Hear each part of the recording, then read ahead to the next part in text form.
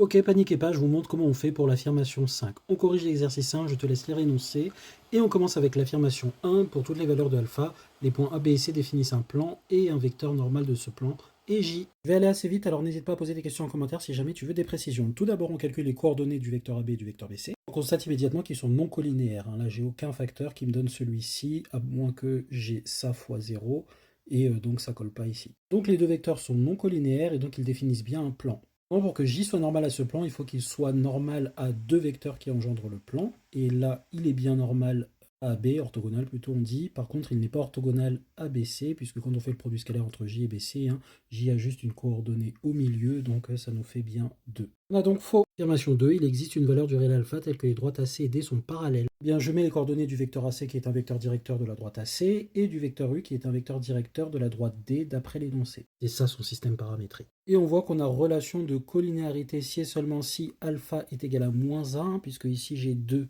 qui est égal à 2 en deuxième coordonnée. Le quotient vaut donc 1, donc il faut que alpha sur moins 1 vaille 1, et donc alpha vaille moins 1. Et quand on remplace alpha par moins 1, ça donne ce vecteur-là qui n'est pas collinéaire à celui-là. Pour la première coordonnée, ça donnerait alpha est égal à 2. Faux. Affirmation 3, une mesure de l'angle OAB est 135 degrés. On utilise la formule qui relie le cosinus d'un angle et le produit scalaire, et donc j'ai cette relation-là, je remplace par les coordonnées, je fais le calcul, moins 1 sur racine de 2, je multiplie en haut et en bas par racine de 2, ce qui me fait moins racine de 2 sur 2. Et comme je ne suis pas un bolos qui connaît les valeurs de mon cercle trigonométrique, je sais que c'est plus ou moins 3π sur 4 modulo 2π, ce qui correspond bien pour une des mesures à 135 degrés. Vrai. Affirmation 4, le projeteur orthogonal du point A sur la droite D est le point H de coordonnées 1, 2, 2. Première question à se poser, c'est est-ce que H appartient à D? Parce que pour être le projeteur orthogonal de quelqu'un sur D, il faut déjà être sur D.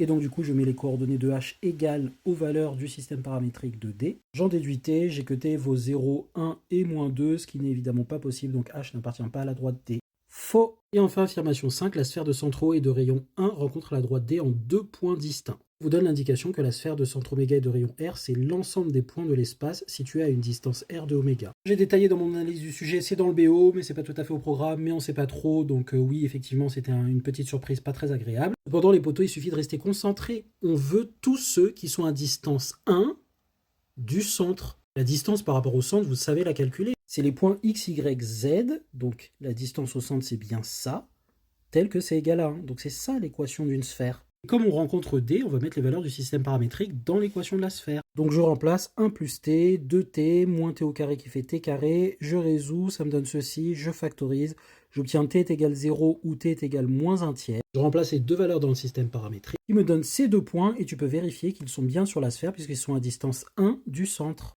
Check, n'hésite pas si t'as des questions, bisous. Mais non, ne paniquez pas, ça va bien se passer, tonton Algébri est là. On corrige ensemble l'exercice 2 du bac ASI qui est tombé le jour 1. Probabilité, lis l'énoncé, et moi j'attaque question 1 à partir des données de l'énoncé, donner les probabilités P de F et P de S, sachant F. Là, c'était juste de la lecture d'énoncé. 2A, construire un arbre pondéré qui illustre la situation avec les données disponibles dans l'énoncé. Voici l'arbre, donc il fallait en déduire celles qui n'étaient pas directement données, et j'ai mis en rose celles qu'on avait dans les questions suivantes parce qu'ils disent avec les données disponibles. Il y a un 0,2 ici. Check pour là. Montrer en 2B que P de S bar sachant F bar est égal à 0,2. J'applique la définition du cours, donc la probabilité conditionnelle c'est la probabilité de l'intersection divisée par la probabilité de F bar, mais j'ai chacun d'entre eux.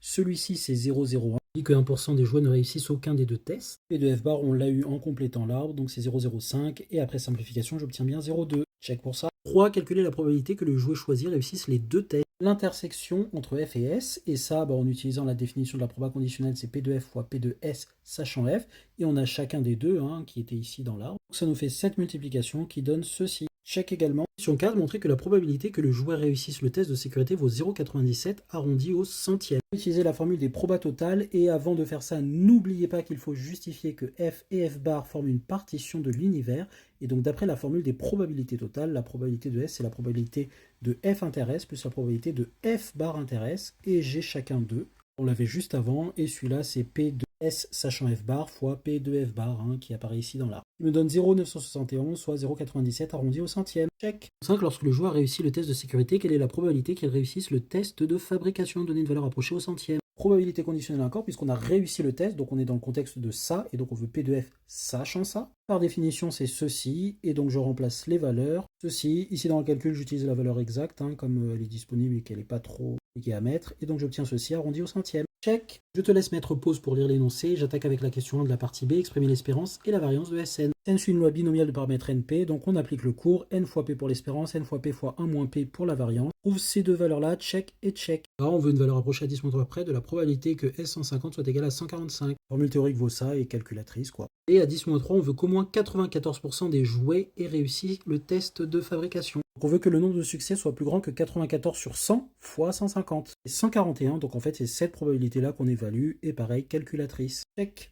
On introduit Fn et 3a, calculer l'espérance et la variance de Fn. L'espérance de Fn, c'est l'espérance de ceci d'après l'énoncé, et par linéarité de l'espérance, je fais sortir le facteur 1 sur n de l'espérance, qui me donne bien ceci après simplification. Check. Pareil pour la variance, sauf qu'il faut faire gaffe, quand j'ai un facteur dans la variance, il sort devant au carré. Un 1 sur n carré avec un n au-dessus, ça se simplifie et ça me fait 1 sur n. Et pause pour lire la question B. On a que P de I c'est égal à cette proba qui est en fait égale à celle-ci, qui est 1 moins celle-ci à laquelle je peux appliquer l'inégalité de BT. Après avoir résolu l'équation sur ça, je trouve n est égal à 2969. Check. N'hésite pas si tu as des questions à les poser en commentaire. Bisous. Ce bac tombé en Asie, il était vraiment bizarre. Allez, on regarde ça, je te fais le corriger tout de suite. Exercice 3, je te laisse lire l'énoncé. J'attaque avec la question 1, calculer la valeur U2. J'utilise la relation de récurrence et je trouve 3,6. Question 2, montrer par récurrence que UN est égal à 10 moins 8 fois 0,8 puissance n moins 1 pour tout n strictement positif. Initialisation, ça marche. On veut montrer que la formule est valide aussi pour n plus 1. Donc UN plus 1 c'est égal à ceci d'après la relation par récurrence et par l'hypothèse de récurrence, je peux remplacer UN par cette expression. Je distribue le 0,8 fois 10, donc ça me fait bien 8. Et le 0,8 fois 0,8 puissance n moins 1, ça me fait 0,8 puissance n, puisque j'en avais n moins 1, et là j'en ai fois encore 1. Donc j'ai ça, et ce qui me donne bien ceci. Déterminer la limite de UN et donner une interprétation de ce résultat dans le contexte de l'exercice. On utilise l'expression qu'on a trouvée à la question précédente, donc offrant la limite de ceci. Ceci, ça tend vers 0. Pourquoi? Parce que 0,8 est compris entre moins 1 et 1, et ça, c'est une suite géométrique de raison 0,8. Donc ceci tend vers 0, par produit avec ça 0, et donc tout ça, ça tend bien vers 10. Ça veut dire que si on prend un très grand nombre de prises de médicaments, on aura environ 10 ml du médicament dans le sang. Check. Question 4, soit n un entier naturel strictement positif, l'équation UN supérieur ou égal à 10 admet-elle des solutions? Interpréter le résultat de cette question dans le contexte de l'exercice. Je résoudre l'inéquation UN supérieur à 10, donc j'ai ceci supérieur à 10, je retranche les 10, j'ai 0 supérieur à ceci, je divise par 8 des deux côtés, je me retrouve avec 0,8 puissance n-1, mais 0,8 puissance n-1, quel que soit n strictement positif, c'est strictement positif, donc ça ne peut pas être inférieur ou égal à 0, et donc il n'y a aucune solution. L'interprétation, c'est simplement qu'on ne peut pas avoir plus de 10 ml du médicament dans le sang, quelle que soit la quantité de prise. Check pour ça et check pour ça. 5. Déterminer à partir de combien de prises de médicaments la quantité de médicaments présents dans l'organisme du patient est strictement supérieure à 9 ml. Justifier la démarche. Même bail, on demande en fait de résoudre cette inéquation, et donc je remplace UN par son expression d'après la question 2. Je retranche 9 de chaque côté, j'ai 1 ici, je fais passer celui-là du côté droit, donc il devient positif, j'avais un moins là. Je divise par 8, donc j'ai un huitième plus grand que ceci, puissance n-1. J'applique le logarithme, donc par stricte croissance du logarithme, on est dans le même sens. ln de 1 huitième, ça va être n-1, la puissance descend de ln de 0,8. Je divise par ln de 0,8 qui est strictement négatif, attention à ne pas se faire avoir, car 0,8 est entre 0 et 1, et entre 0 et 1, le ln est strictement négatif, 0 et 1 strict. Et donc j'obtiens que n-1 est plus grand que ça, n-1 plus grand que ceci qui vaut environ 9,319, autrement dit n-1 plus grand que 10, et donc n supérieur ou égal à 11. À partir de 11 prises, check. C'est la partie B, je te laisse lire l'énoncé, et question 1, on demande de calculer S2. C'est simple, hein, U1 plus U2 sur 2, hein, ce qui me fait ceci, donc 2,8. Check. Montrer que pour tout entier naturel n strictement positif, U1 plus U2 tatatata jusqu'à UN est égal à ceci. Alors quand on voit ça, on ne panique pas, ça va bien se passer. J'écris tranquillement la somme UN, donc je vais utiliser le symbole somme, et donc je remplace UK par son expression en fonction de K d'après la question 2. J'ai la somme pour K variant de 1 à N de ceci, hein, puisque j'ai U1, tatatata, UN, donc je vais bien de 1 à N, DUK, et ça c'est UK.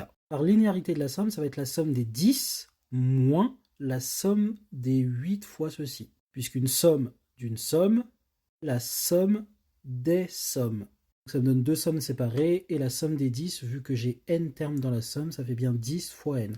J'ajoute 10, 10, 10, 10, n fois. Et je passe le 8 en facteur, hein, puisque le 8 est à l'intérieur de la somme, hein, mais il peut factoriser tout le monde. Et donc j'ai la somme de ceci, et je reconnais la somme des termes d'une suite géométrique qui vaut 1 moins raison nombre de termes. Donc je vais de 1 à n, je suis puissance n, sur 1 moins la raison. D'ailleurs, on note que ici c'est 1 parce que k commence à 1, mais on a k moins 1, donc on a 0,8 puissance 0, donc 1, plus 0,8 puissance 1 jusqu'à 0,8 puissance n moins 1. C'est pour ça qu'ici j'ai 1 puissance n. 1 moins 0,8, ça fait 0,2. 1 sur 0,2, ça fait un x 5 en haut. Donc j'ai 8 x 5, 40. Et donc j'ai 40 en facteur de tout ça. J'avais le dizaine devant, je distribue le 40. J'ai donc dizaine moins 40 fois 1, plus 40 fois 0,8 puissance n. Check. Question 3, calculer la limite de Sn. Après la question précédente, Sn c'est l'expression qu'on a trouvée juste avant divisée par n, ce qui donne ceci. Déjà la limite de 10 moins 40 sur n c'est égal à 10, ceci, cette limite c'est 0, par addition on a bien 10. Ensuite il faut trouver la limite de 0,8 puissance n sur n. Bien là on va utiliser les gendarmes, 0,8 puissance n sur n c'est compris entre 0 et 1 sur n. Pourquoi? Parce que 0,8 puissance n est compris entre 0 et 1, et je divise tout par n, 0 divisé par n ça fait 0, ça fait ça, et j'ai 1 sur n ici. Et j'ai que 0 tend vers 0 quand n tend vers l'infini, 1 sur n aussi. Donc d'après le théorème des gendarmes, j'ai bien que la limite de 0,8 puissance n sur n, c'est 0. Ainsi, par addition, la limite de Sn sur n est égale à 10. Check. 4, on donne la fonction mystère écrite en Python, et donc voici la fonction. On demande dans le contexte de l'énoncé ce que représente la valeur que renvoie la fonction mystère quand on l'applique à 9. La fonction mystère n démarre à 1, puis ensuite on prend s égale 2. Comme vous vous en doutez, la première valeur de Sn, donc c'est S1, n égale 1, ça c'est le rang. Et tant que S est inférieur à K, donc tant que S est strictement inférieur à 9, K c'est 9 ici, N prend N plus 1, et S prend la valeur de l'expression que j'avais en fonction de N. Donc à la première étape, j'étais à N égale 1, N est devenu 2, et donc S prend la valeur pour N égale 2, donc autrement dit S2. D'ailleurs que dans le code Python, on a bien mis l'expression qui correspond à toute cette somme-là divisée par N.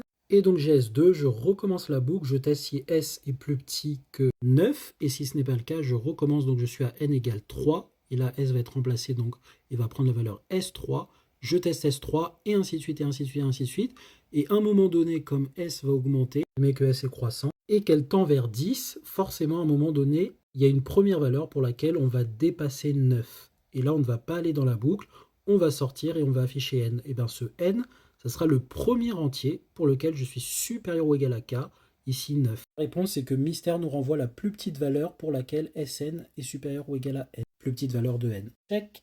Fin 5, justifier que cette valeur est strictement supérieure à 10. On calcule S10 qui donne cette quantité-là qui vaut environ 6,43 et ça c'est bien strictement inférieur à 9. Tu peux multiplier par 10 l'inégalité, puis faire passer le 100 moins 40 de l'autre côté divisé par 40 pour dire que 0,8 puissance 10 est bien plus petit que 1 puisque 0,8 est plus petit que 1 et la puissance 10 pareil. Mais vu que Sn est croissante, forcément les valeurs de n qui sont inférieures ou égales à 10, donc les entiers compris entre 1 et 10, sont tels que Sn est inférieur ou égal à S10 qui lui-même est strictement inférieur à 9. Donc tous les Sn pour n entre 1 et 10 sont inférieurs strict à 9. Donc mystère de 9 qui renvoie l'entier le plus petit pour lequel on est strictement supérieur à 10 ne peut pas être un de ces entiers-là, car chacun de ces entiers on est strictement plus petit que 9, alors que pour cet entier-là, on est supérieur ou égal à 9. Alors, c'était une question un petit peu inhabituelle, on a rarement ce genre de questions pour les exercices sur les suites et notamment dans les algorithmes de seuil avec du Python. Concentrant, ça se faisait quand même bien. Je te laisse checker les notes de correction, et si jamais tu as une question, n'hésite pas à la poser en commentaire. Bisous. Ouah, mais c'est quoi cette fonction immonde? On se calme, on souffle fort, ça va bien se passer, c'est pas aussi dur que ça en a l'air. Toi, Algébrique te fait le corriger tout de suite. Allez, je te laisse lire l'énoncé, j'attaque avec la question 1a, montrer que g' de x égale f de x pour tout x dans 0 plus infini ouvert. Alors très important ici, on ne vous précise pas que les fonctions g et f sont dérivables dans les questions 1a et 1b, donc il faudra bien le justifier. Ainsi, g est dérivable sur 0 plus l'infini ouvert, c'est une composée de exponentielle et de la fonction qui a x associée racine de x, qui, attention, est dérivable sur 0 ouvert plus infini. Elle est définie en 0, mais n'est pas dérivable en 0. Donc je fais le calcul, pour tout x dans 0 plus infini ouvert, g' de x est égal, bien je fais la dérivée de ce qui était dans l'exposant devant, et exponentielle de la même chose. La dérivée de racine de x d'après le cours c'est 1 sur 2 racine de x, donc ça fait bien ceci, qui est f. Check. Même bail, on doit dériver f maintenant et trouver f'. F est donc dérivable sur 0 plus l'infini, c'est un quotient de fonction dérivable sur 0 plus l'infini, et le dénominateur ne s'annule pas. On a montré que g est dérivable à la question d'avant, comme f c'est le quotient de g sur 2 racines de x. F, numérateur, et g. Donc pour tout x dans 0 plus infini ouvert, f' de x est égal, j'applique la règle de dérivation d'un quotient. Donc comme j'ai g au numérateur, la dérivée de g ça fait f de x fois le dénominateur de racine de x. moins le numérateur exponentielle de racine de x fois la dérivée du dénominateur. La dérivée de racine de x, c'est 1 sur 2 racine de x fois 2, 1 sur racine de x. J'ai bien ceci sur 2 racines de x au carré, ce qui fait 2 fois racine de x fois racine de x. Racine de x fois racine de x, ça fait x. Et donc on a bien 4x au dénominateur. J'arrange un peu ici, donc je mets ces deux trucs au même dénominateur. F de x fois 2 racine de x, bah ça se simplifie, ça fait juste exponentielle de racine de x. Donc je le multiplie par racine de x. J'aurai racine de x exponentielle de racine de x moins exponentielle de racine de x, le tout sur racine de x. Et donc je multiplie les dénominateurs, puisque divisé par 4x, c'est multiplié par 1 sur 4x. Et je me retrouve bien avec cette expression-là. Check. De A et B, déterminer la limite de la fonction f en 0 et interpréter graphiquement le résultat. Alors f, c'est cette expression-là. En 0, j'ai le numérateur qui tend vers exponentielle de 0, 1 par continuité de la fonction qui a x associé exponentielle de racine de x. Il faut bien préciser que c'est la continuité qui permet de dire que cette limite vaut ça. Et le dénominateur tend vers 0 plus, donc j'ai une limite finie positive sur 0 plus par quotient. J'ai bien que la limite est égale à plus l'infini. Check pour cette question. Une limite infinie en une valeur finie, ça veut dire que la droite d'équation x égale 0 est une asymptote verticale à la courbe de la fonction. Propriété de cours à connaître. Check. 3a, déterminer la limite de f en plus l'infini. La limite de f en plus l'infini, c'est plus l'infini par le théorème de composition et le théorème des croissances comparées. Pourquoi? Eh bien là, si je remplace racine de x par grand x, j'ai exponentielle de grand x sur x avec grand x étant vers plus l'infini, puisque racine de x tend vers plus l'infini quand petit x tend vers plus l'infini. Et on sait, d'après le théorème des croissances comparées, que exponentielle de grand x sur grand x tend vers plus l'infini, divisé par 2 strictement positif, plus l'infini. Étudier les variations de f sur 0 plus l'infini, dresser le tableau et y faire figurer les limites. Alors on a que exponentielle de racine de x divisé par 4x racine de x est strictement positif sur 0 plus l'infini, donc le signe et les annulations vont dépendre simplement de l'expression racine de x moins 1. On en déduit le tableau suivant. On s'annule en 1, on est négatif avant, positif après. Racine de x est plus petit que 1 quand x est plus petit que 1, x entre 0 et 1. Et quand x est plus grand que 1, racine de x est plus grand que 1, donc ceci est positif. Ceci comme variation, avec donc la limite en 0 plus qui vaut plus l'infini, la limite en plus l'infini qui vaut plus l'infini, et un minimum que l'on calcule en remplaçant les x par d1, racine de 1 ça fait 1, et donc j'ai exponentielle de 1 sur 2, qui me fait bien e sur 2, et donc ce tableau, check.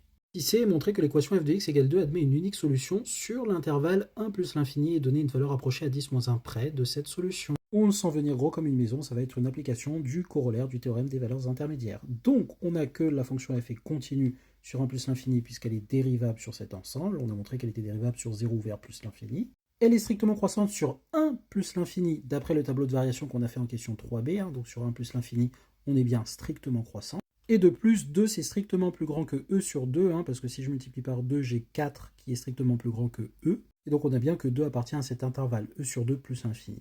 D'après le théorème de la bijection ou le corollaire du théorème des valeurs intermédiaires, l'équation f de x égale 2 admet une unique solution que je vais nommer alpha sur 1 plus l'infini. Check. Et avec les bails de la calculatrice, je trouve qu'alpha est compris entre 4,6 et 4,7. Check again. Précision, si on applique le corollaire du TVI sur cet intervalle-là, on pourrait trouver une autre valeur bêta telle que c'est égal à 2. Pour info. Question 4, on pose i est égal à l'intégrale de 1 à 2 de f de x dx, calculez i.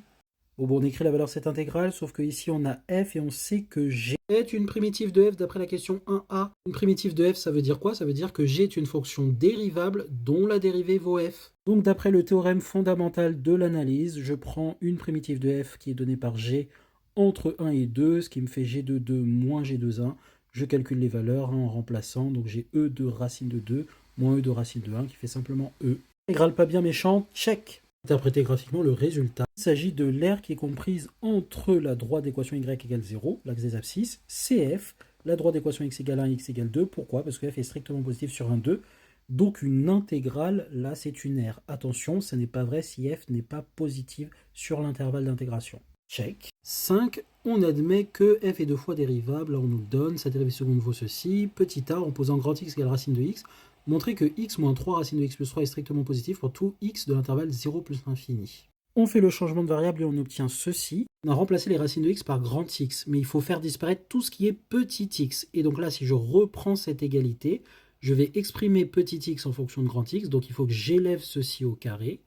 Et donc, carré de racine carrée de x, ça fait petit x, et donc petit x est égal à grand x carré. Et donc là, j'ai plus qu'à remplacer ici petit x par grand x carré, racine de x par grand x. Ce qui me donne bien cette inéquation à résoudre en fonction de grand X. Je calcule le discriminant est strictement négatif, donc ce polynôme de degré 2 que j'ai bien sûr reconnu est du signe du coefficient dominant, donc ici 1, donc positif, partout où il est défini, c'est-à-dire pour tout grand X dans R, et en particulier pour tout X dans 0 plus l'infini, les grands X qui sont égaux à racine de petit x, ce sont des valeurs spécifiques de tous ces grands X dans R, mais en particulier ceci est strictement positif aussi. Check pour ceci. Et enfin, question B, étudier la convexité de la fonction f sur l'intervalle 0 plus l'infini. F seconde, c'est un produit quotient de trucs strictement positifs, exponentielle de racine de x strictement positif, 8x2 fois racine de x strictement positif sur 0 ouvert plus l'infini, et ce truc-là, d'après la question 5a, on a dit que c'était strictement positif.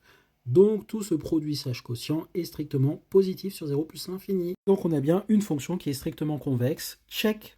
Voilà, je te laisse regarder les notes tranquillement. N'hésite pas à poser tes questions en commentaire si jamais tu en as. Bisous!